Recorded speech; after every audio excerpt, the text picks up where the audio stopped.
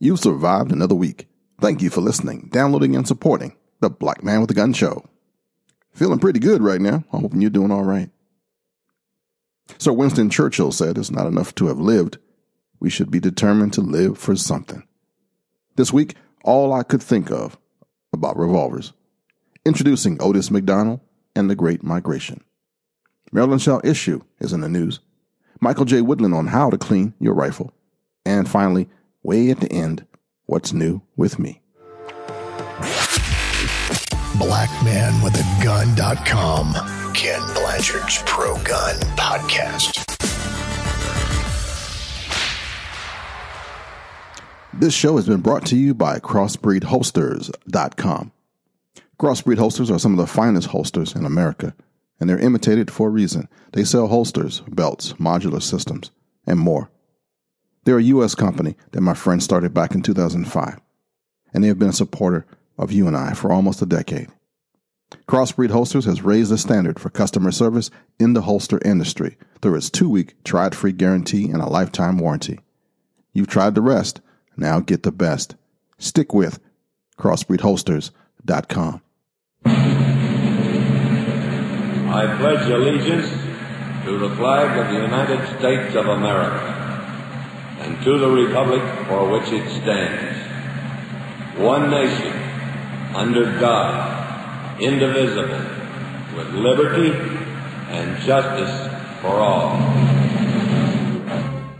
This next portion of the show has been brought to you by Maryland Shall Issue. Maryland Shall Issue is an all-volunteer, nonpartisan organization dedicated to the preservation and advancement of gun owners' rights in Maryland. It seeks to educate the community about the right of self-protection, the safe handling of firearms, and the responsibility that goes with carrying a firearm in public. Join us today at marylandshallissue.org. If you are a gun owner who resides or could reside in Maryland, did you know your rights are under attack like never before? The Maryland General Assembly has put forth a series of egregious bills this session, and we ask you to help us fight them. Not only do we need self-defenders, but also hunters, competitors, tinkerers, and recreational shooters, as the legislature has declared all of us public enemy number one. Not content with making the lives of handgun owners miserable, now they are after the hunters and long guns. Bill SB 737 was just introduced, and that bill requires anyone desiring to purchase or, quote, receive a long gun, obtain a long gun qualification license. Highly similar to the handgun qualification license, this license will require 4 hours of training and fingerprinting and ban any person from receiving a long gun without having first applied to the state police for this LGQL. Even after getting the LGQL, a purchaser would also have to wait 7 days before picking up their long gun, and the bill would limit them to a single long gun purchase per month. Additionally, anyone who moves into the state will be required to register the long gun within 90 days of establishing residency.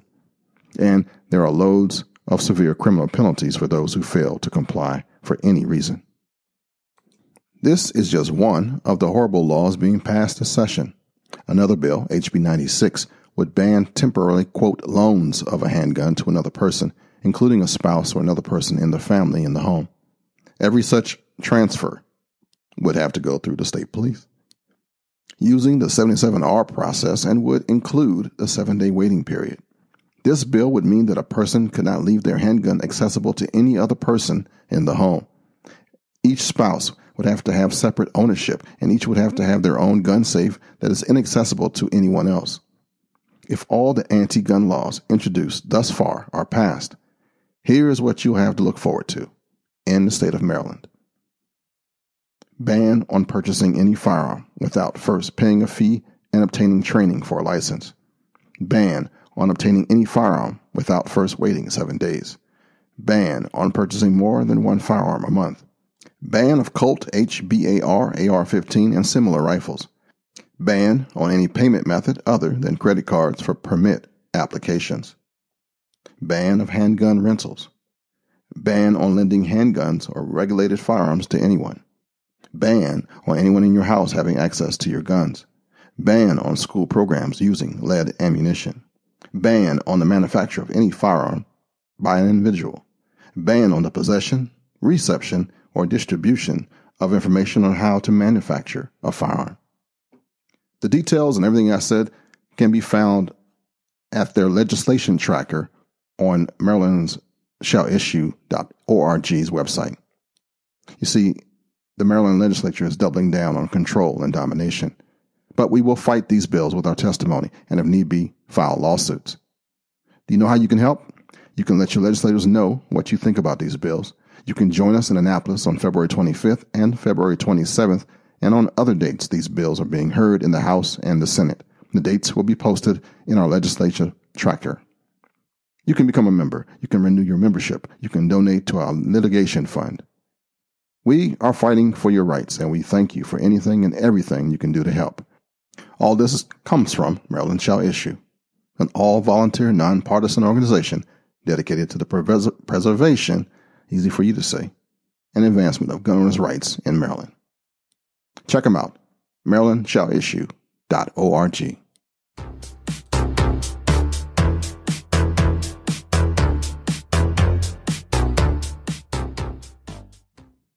In our American segment this week, I want to introduce you to somebody that you could have known. His name is Otis McDonald, and he'll be forever known as the man who brought down Chicago's gun ban. After years of neighborhood watch meetings that changed nothing, a frustrated brother by the name of Otis McDonald drove to the gun rights rally in Illinois' capital. It was there that somebody put him in touch with a guy by the name of Alan Gura. This landmark U.S. Supreme Court decision that bears his name forced Chicago to fall in line with the rest of the country and allow citizens to keep firearms in their homes for self-defense. You see, it wasn't always like it is. The Justices' 5-4 decision in 2010 said that the Second Amendment did indeed imply to the states, effectively ending the city's nearly 3-decade handgun ban. McDonald versus City of Chicago case, in which on June 28, 2010, the Supreme Court ruled that the Second Amendment to the U.S. Constitution, which guarantees the right of the people to keep and bear arms, applies to state and local governments as well as to the federal government. Seems like a no-brainer, right? But it's not so with court cases, legal stuff. How we live. Common sense isn't as common as it used to be. You see, the case arose in 2008 when Otis McDonald, a retired African-American custodian, and others filed suit in U.S. District Court to challenge provisions of a 1982 Chicago law that, among other things, generally banned the new registration of handguns and made registration a prerequisite of possession of a firearm. The next day, the National Rifle Association and others filed separate lawsuits challenging the Chicago law and an Oak Park, Illinois law that generally prohibited the possession of carrying of handguns and the carrying of other firearms except rifles or shotguns in one's home or place of business. Each suit alleged that the law violated the right of individuals to possess and carry weapons, which the Supreme Court had found to be protected by the Second Amendment in District of Columbia versus Heller in 2008. Anticipating this finding, the plaintiffs in McDonald versus City of Chicago filed suit on the same morning that the decision in Heller was announced. How was that so? Because the Second Amendment Foundation and Alan Gura were on top of it. The crucial question, however, was whether the Second Amendment is applicable to the states and their political subdivisions, citing selective incorporation. The Supreme Court's gradual application to the states of most of the protections of the Bill of Rights through the Due Process Clause of the 14th Amendment, which prohibits the states from denying life, liberty, or property without due process of law. The plaintiffs argued that the Second Amendment is applicable through that clause as well as though the amendment's privilege or immunities clause, which forbids the states from abridging the privileges or immunities of citizens of the United States. In an interview with the Chicago Tribune after winning the suit, Mr. McDonald said that the journey had been a lesson in history. He had come to understand more about his ancestors and the slave codes enacted to southern states during the Civil War that prohibited slaves from owning guns. After slavery was abolished, states adopted black codes that kept guns out of the hands of freed African Americans. He said, There was a wrong done a long time ago that dates back to slavery times. I could feel the spirit of those people running through me as I sat in the Supreme Court. Born in 1933 to Louisiana sharecroppers, Otis came to Chicago in 1952 after serving time in the Army. He eventually landed a job as a janitor at the University of Chicago and worked his way up to maintenance engineer. He left school at the age of 14, never earned a high school diploma, but while working at the University of Chicago, he returned to school, earning an associate's degree from Kennedy King College. He retired in 1996. Otis actually met him several times, and he was a great guy. He was like a guy that you would love to know, like a deacon from an old church. Actually, he was one. He was one of those guys in your family that you looked up to. He was actually part of that great migration when 5 million Southern blacks moved to the North and to the West between 1915 and 1960. You ever hear about that? The Great Migration? Nobody really talks about it. But almost 90% of the people in America of African descent migrated to places like Chicago, Illinois, Detroit, Michigan, Pittsburgh, New York. And by World War II, the migrants continued to move north, but many headed west to Los Angeles, Oakland, San Francisco, California, Portland, Oregon, and Seattle, Washington.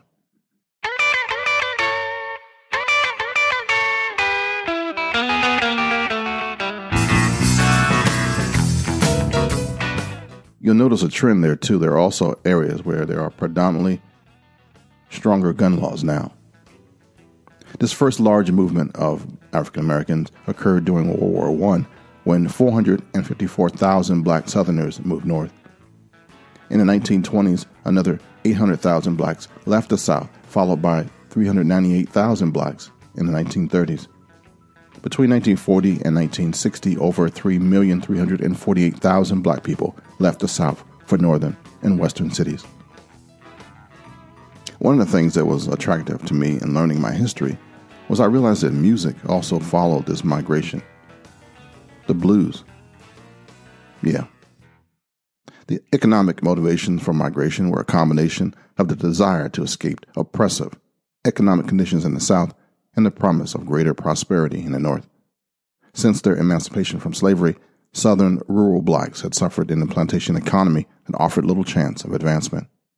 While a few blacks were lucky enough to purchase land, most were sharecroppers, like Mr. McDonald, tenant farmers, or farm laborers, barely subsiding from year to year. When World War I created a huge demand for workers in northern factories, many Southern blacks took this opportunity to leave the oppressive economic conditions in the South. The northern demand for workers was a result of the loss of 5 million men who left to serve in the armed forces, as well as the restriction of foreign immigration. Some sectors of the economy were so desperate for workers at this time that they would pay for blacks to migrate north. The Pennsylvania Railroad needed workers so badly that it paid the travel expenses of 12,000 black people. The Illinois Central Railroad, along with many steel mills, factories, and tanneries, similarly provided free railroad passes to blacks. World War I was the first time since emancipation that black labor was in demand outside of the agricultural South, and the economic promise was enough for many blacks to overcome substantial challenges to migrate. In addition to migrating for job opportunities, these brothers and sisters also moved north in order to escape the oppressive conditions of the South. Some of the main social factors for migration including lynching, an unfair legal system, inequality in education, and denial of suffrage. McDonald versus the city of Chicago was a hard-fought battle. The case was filed in 2008 and spent 2 years working its way through the system. Then Mayor Richard M. Daley was adamant that the city's ban on handguns remain intact and put the city's full force behind fighting the case in court. We also had fights in the gun rights movement. Yeah. But the Illinois State and Rifle Association and the Second Amendment Foundation won for the rest of us. Truth be told, that Mr. McDonald was not the only plaintiff in the concealed carry lawsuits against Illinois. I met quite a few of the others, and they are some great people. I actually like Chicagoans a lot. Not too long ago, the Illinois General Assembly was forced to pass a law allowing citizens to carry concealed carry, even in Illinois. After a long illness, he died April 4th at the age of 80. My friend, Otis McDonald.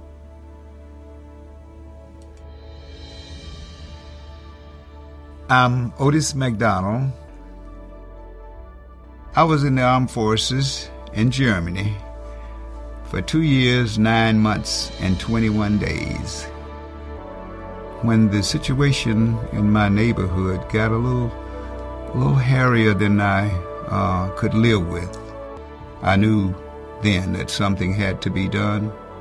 And even though I knew I was going to be denied, it was still devastating to live where I live and be surrounded by what I was surrounded by, and seeing every day on the news what's happening to elderly people my age, and to go down there and then they say, no, you can't have a handgun. I just wanted to protect myself and my family and my property. I come to realize what it meant to so many and the country itself. A long time ago when I was a child, my mother used to teach me about values.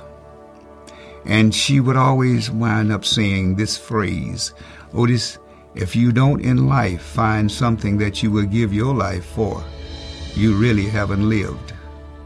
Most of the politicians that's trying to deny me the right to protect myself has armed guards 24/7. So that tells me that they could care less about me, and that's hypocritical. When I heard Justice Thomas's reading and how far-reaching back that it went, it was really, really touching. And my mother and father would have been proud of me. I feel like I have done something for others, and then equally important, I believe that I've done something for the country. I didn't do all of that fighting and all that struggling and all of that putting my life out there on the line and going to the Supreme Court, winning this case, to have it moved out by somebody now. And in this race, if there are people out there who believe as I believe and feel as I feel, then they will want to preserve what I have accomplished in the Supreme Court's decision, what we have accomplished. In our Back to Basics series, I want to talk to you about different types of firearms. We started off, well, not we, but back in the day, revolvers were the thing unless you were high-speed SWAT or Special Police Department. I still think revolvers have a purpose today. Firearms that resemble pistols have been around since the 16th century. Traditionally, a pistol was any handheld firearm. That includes derringers, semi-automatics, and shortened shotguns. They could technically be called pistols. But revolvers are different because of a rotating cylinder that carries their ammunition. The revolver we know today was first introduced en masse on this continent sometime between 1836 and 1842. The revolver has since become symbolic of our nation, even though it wasn't entirely invented here. It's the sidearm seen in the Western dramas of the 60s and the 70s. In both the single-action frontier type and the more modern double-action form, the revolver is purely American and is one of the most versatile firearms on the market today. Even though we all talk about Glocks and H&Ks and Canics and and Walters and just a whole bunch of different firearms, revolvers are still valid. There are a lot of types of revolvers, so it's impossible to cover them all. But there's two that you'll see most of the times when you go to the range. There's the single-action revolver and the double-action type, like the Smith & Wesson revolver that some security officers carry.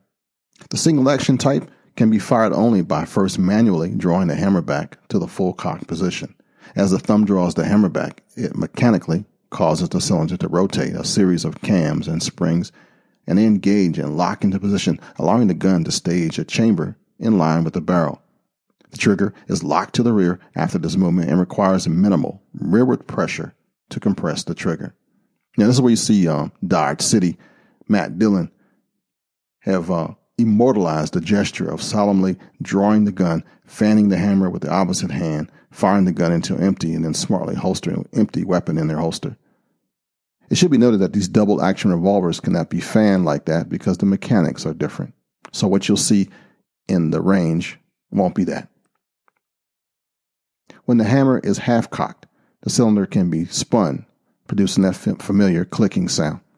Now, if I was smart, I'd have one right now so you could hear the sound. But it's late. I don't want to open the safe and go through a whole bunch of iterations right now. But in the video that'll come out, talking about revolvers, I will show you all that. So, just a little commercial right here. Please go to blackmanwithagun.tv and subscribe to my YouTube channel. There's going to be a revolver review coming up soon. You know, single action revolvers are loaded different too than double action. If you do not remove the entire, you don't have to remove the entire cylinder to load each round singularly. Removal of the fired cartridges requires that the hammer be positioned the same as in loading. Then, as each chamber is rotated into position in the loading gate, the extractor rod laying in its housing alongside of the barrel is forced rearward by finger pressure on its head, pressing the empty case out of the chamber. And again, this I'll do a better job of showing you when it's actually video. And then you got the double action. That's what you're used to seeing. And now double action comes in a bunch of different sizes and colors. And now they even have lasers on the bad boy. Like had the Crimson Trace guy here a couple of weeks ago. And they have a lot of lasers made for revolvers just to help you in your target acquisition. A double action revolver is so called because the hammer can be moved back to its cock position by pulling the trigger partway. The hammer can then be dropped to fire the weapon as the trigger is pulled completed. So in reality, there is no break between the two operations. It feels like one continuous pull. Most double action pistols can be fired in single action mode though. Single action shots are generally more accurate because less pressure and movement is needed to drop the hammer. There's a nice article in the Blue Press by John Marshall talking about classic firearms, the Smith & Wesson Model 67 38 Special Revolver. It says Chevys, Fords, hot dogs, apple pie, Smith & Wesson 38 Special Revolvers. All have been around for quite some time and are as familiar to you as the backs of our hands. But maybe you didn't realize it, but revolvers chambered for the 38 Special cartridge have been part of our United States heritage since the dawn of the 20th century. Smith & Wesson first introduced this 38 military hand ejector in 1899. This medium-sized K-frame handgun was chambered for two 38 caliber cartridges, the U.S. service round, also called the 38 Long Colt, and then new and slightly longer 38 Special. The 38 Special was first charged with black powder. Soon thereafter, it was routinely loaded with smokeless powder. In 1902, the 38 military was slightly modified to include an extractor rod lug under the barrel, and this arrangement has continued to the present day. Now, remember, just a second ago, I said the rod swung out, and that's when you used it to extract the shell casings on the single-action revolvers. You know, both the 38 Special and the Smith & Wesson revolvers that chambered it became enormously popular. The 38 Special has become the most accepted centerfire handgun round in the U.S. today. When introduced, it quickly became the de facto standard for police forces nationwide. It's also been used by our military, and many civilians have found that Smith's K-frames handled, quote, just right. The 38 Special, first lacking some punch with low velocities and round-nosed bullets, is no slouch today, though. Strengthened guns, higher velocity loadings, and expanding bullets have made modern rounds more than adequate for self-defense. Double-action revolvers are perhaps the most reliable handguns made, and learning to use them is a piece of cake for almost anybody. The .357 Magnum cartridge was introduced in 1935 by Smith & Wesson in a heavy in-frame revolver. It could also chamber the shorter .38 Special. The gun became popular, but a steady demand for lighter .38 Special guns continued. Many folks preferred them over the heavy recoiling Magnums. They were much more manageable and pleasant to shoot. Quickly follow-up shots were much easier to execute, particularly in the medium-sized K-frames. The Smith & Wesson K-frames have come a long way since they first were conceived. While the first ones could fire if dropped on their hammers, Smith & Wesson soon developed a hammer block that allowed firing only when the trigger was deliberately pulled. The first method used could be less than reliable if rust or congealed gun oil inhibited the block from moving into position. During World War II, a second method was developed, a positively activated sliding block that is virtually impossible to defeat in use. It's still standard for external hammered-equipped Smith & Wesson revolvers today. .38 Special revolvers are still quite widely used, and Smith & Wesson has continued to refine and improve the breed. The fixed-sight, quote, military and police, end quote, K-frame revolvers evolved to what is now known as Model 10, following Smith's use of model numbers for his guns in 1956. Or 57. In 1949, a 4-inch barrel, a micrometer adjustment sight, and a sloped front sight characterized the K-38 Combat Masterpiece revolver. This was considered the ultimate .38 revolver at the time for serious social work. It was available either blued or nickel-plated. This fine revolver became the Model 15 in 1957. Many were used in our armed forces. In 1972, Smith & Wesson took the Model 15 a step further, making a new gun that was even more desirable for defense and severe usage. The Model 67, called the K-38 Combat Masterpiece Stainless. It was essentially the same gun as the Model 15, except that it was made with stainless steel rather than being blued or plated. It was a 6-shot handgun and weighed 34 ounces empty. A 4-inch pinned barrel was standard, and the front sight soon after introduced was fitted with a red plastic insert for higher visibility. The first rear sights were also made from stainless steel, but these were soon changed to black to prevent sight glare. Both the rear sight leaf and the barrel rib were grooved.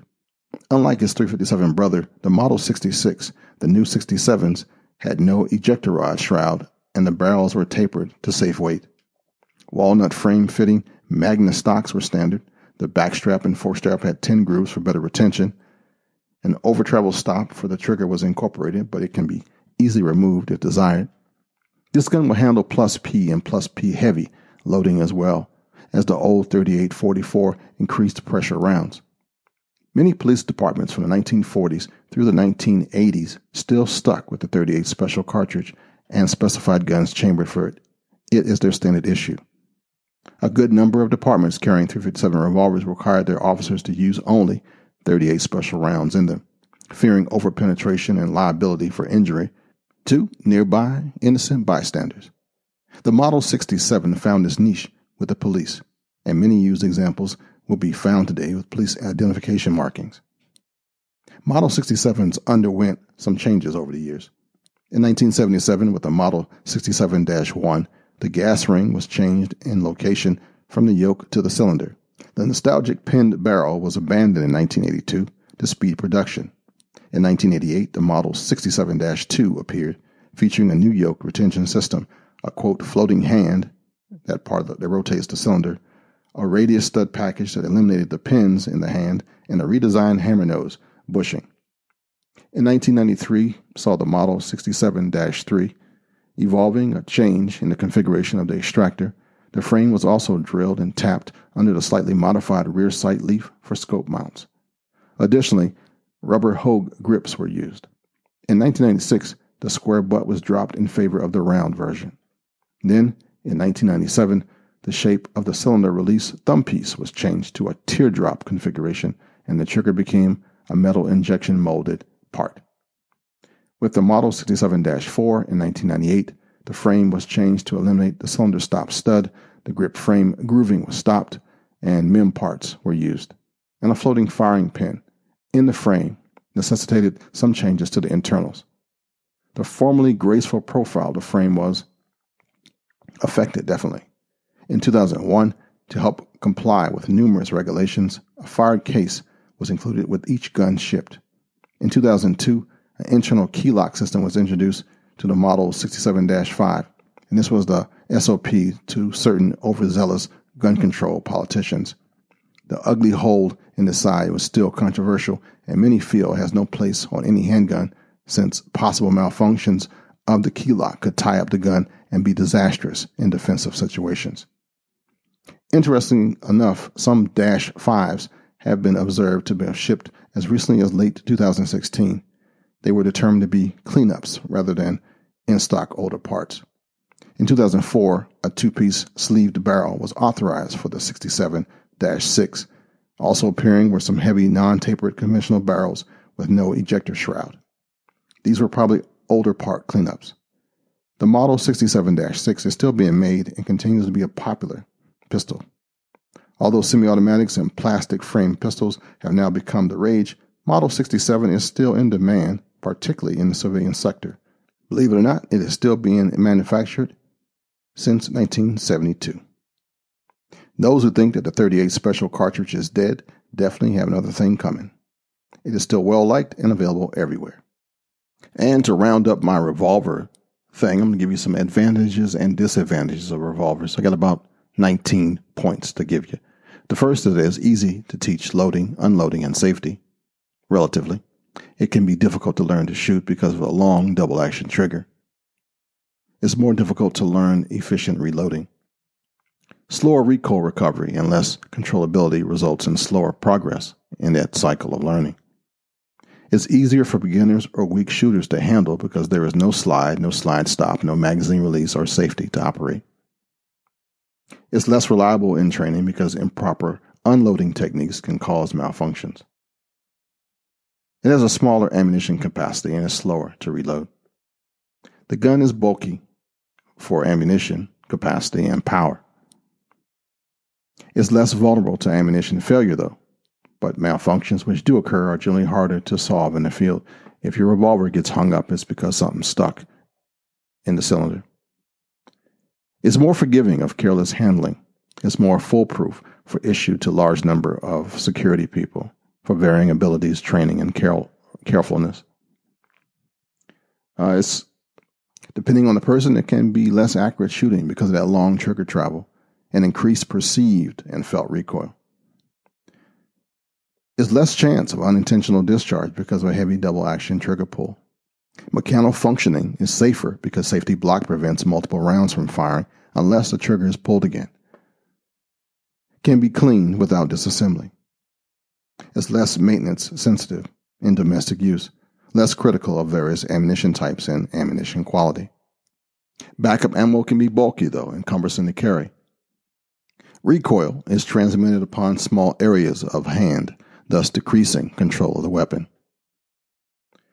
It's less durable for long-term use, especially with heavy loads.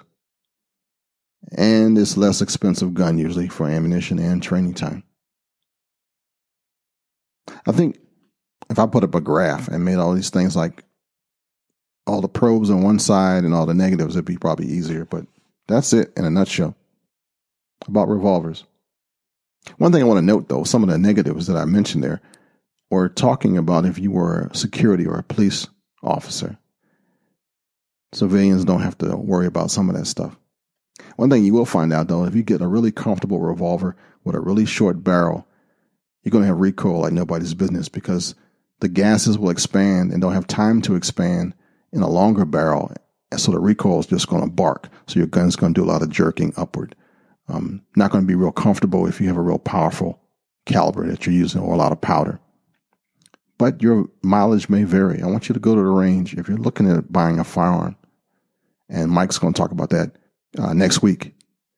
Revolvers are really, really old school, but I really, really like them. If you get the right trainer, it can make all the difference in the world. Speaking of Mike, he's up next. Thank you, Ken, and welcome to another Tips and Review segment. I am Michael Woodland, and today we're going to discuss cleaning a rifle properly.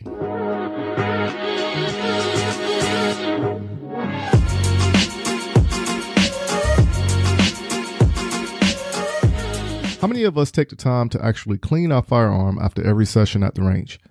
How many of us actually fire our rifles once a month but clean the same firearm once a week? There is no real true answer, but how you view your firearm and your belief.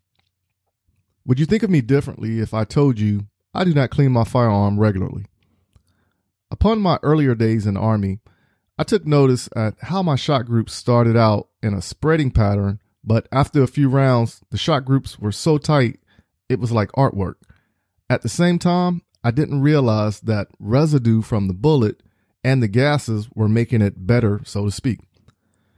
It is important to understand how your firearm operates in a variety of conditions to understand it better. Me personally, I do not clean my firearm after every session at the range or match I frequent. My M4 rifle has not been cleaned in over 6 months, but I do not run it hard. The determination of when to clean my M4 rifle is when my shot groups start to spread out from being consistently close. There has never been any malfunctions with my firearm due to the lack of maintenance, but if I have a match or event that I consider to be high profile, then I will clean it in order to lessen the chances of mishaps from lack of cleaning. Then there is the belief that the firearms of today will run dirty and keep going.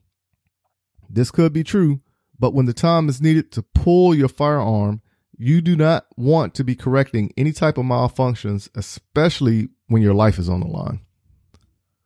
With that being said, this is my personal opinion on how to clean my rifle, and I do not say this is the gospel, but a technique that works for me. There are multiple ways to clean your firearm, and if you go to YouTube, there are a ton of videos to get a general idea. Me personally, I like to use Rogers Advanced Gun Cleaning Solution and can be found at rogershootingschool.com. If you are not one who likes to put your firearm in water, this is not going to be the solution for you. My experience with this product has been going on now for over 3 years and never had any issues. There are many solutions and cleaners out there that works in different processes, but a rag, a bore brush for the caliber of your firearm, CLP, also known as cleaning, lubricant, and protectant, and a regular cleaning brush that looks like a toothbrush will also get the job done. Cleaning your firearm is just as important as firing it.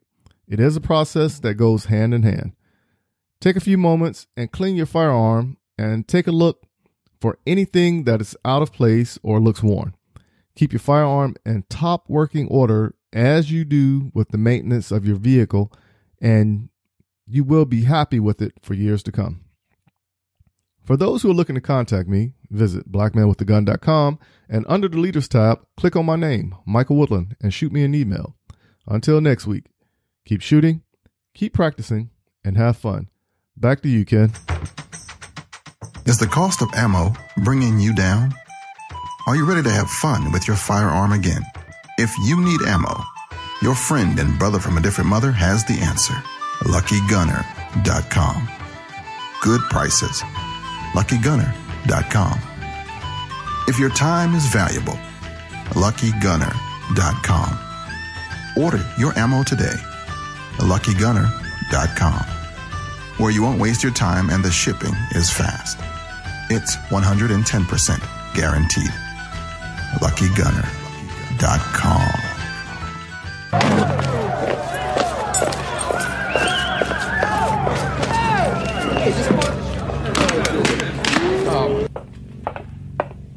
Are we the meanest?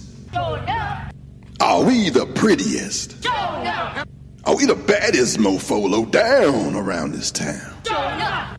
Are we not the supporters of the black man with a gun? I can't hear you. Patreon.com/black man with a gun.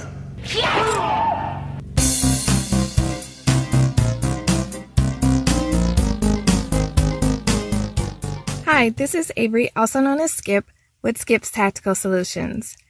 I would love for you to check out my podcast called Skip's Tactical Solutions, and it can be found in all podcast players. You can also find me on Facebook, Instagram, and YouTube at Skip's Tactical Solutions. And while you're at it, feel free to check out my website. That's skipstacticalsolutions.com. All right, Ken, back to you.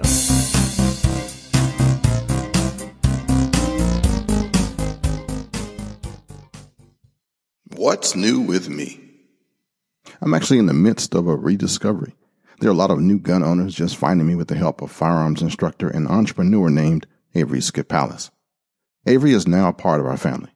You'll see her on videos every Thursday night at 8 o'clock Eastern. She does a talk to me on Thursday kind of thing. And if I can, I'm going to try to be with her. Michael said something to me a few weeks ago that took a while to hit me. He basically said, share. He said a whole lot more than that, but in essence, he reminded me that all I really want to do is share my life experiences with people that care. I'm old school, and we tend to hoard stuff, keep things close to the chest. What's mine is mine. It's a survival mindset that's good sometimes, but not all the time. I just want to take care of me and mine. And guess what? You are in my family. You and I have come a long way. Some of you have been with me all 601 episodes. Thank you for that. Some of you support me through our Patreon campaign, and Lord knows that's appreciated. 2019 ended 2 sponsorships, so I'm choking financially right now, but it's my own fault, doggone it. I do too much. You know, my dad passed away, and just thinking about it earlier kind of bummed me out. I was secretly hoping that mug left me some money, actually. I ain't gonna lie. After I stopped crying, well, I ain't really stopped, but I hoped he had sometime tucked some money away from me or something. But hey, I ain't gonna do that to my son. You know, my dad had a lot of stuff. He was gangster. And it made me realize that I need to consolidate some of my stuff too. So I got a whole bunch of stuff I'm going to start selling, getting rid of, downsizing, you know. Like one of the things I'd like to let go is a whole Dillon Precision reloading set. The whole thing. Still in the boxes. I got some great friends at Dillon. But I ain't reloading. I got a custom guitar and a Harley to let go. I still plan to ride though, after I minimize.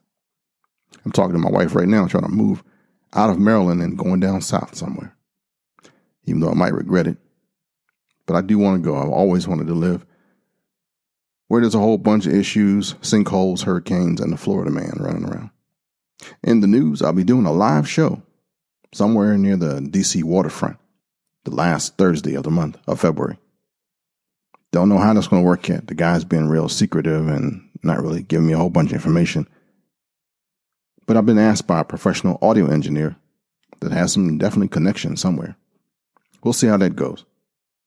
And then the second weekend in March, I'm going down to Podfest Multimedia Expo in Orlando, Florida. And I'll be doing something down there, like emceeing the thing, which is going to be really special to me. And I'm selling stuff so that I can afford to travel to Indiana in April to the NRA annual meeting. I'm going to get a get up. A get up? How about a meetup? Yeah, I'm going to get a meetup if I can get there. And last week I contracted a company to make a keychain for us.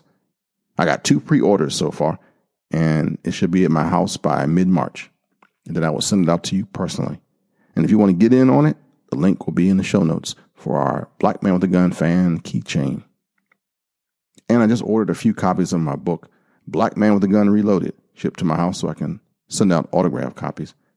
You can still get it on Amazon.com, but if you want one of these, let a brother know.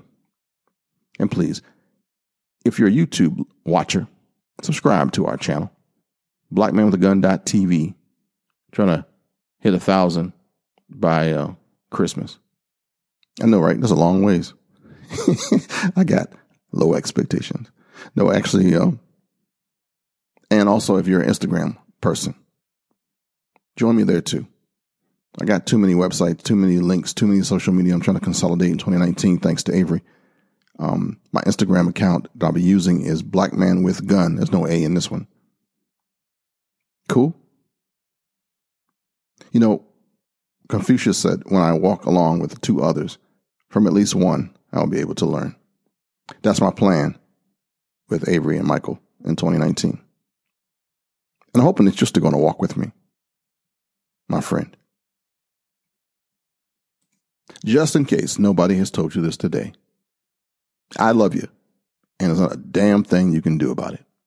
Until next week, shalom, baby. Until next time, friends. To keep in touch with Ken and his cause, head over to blackmanwithagun.com.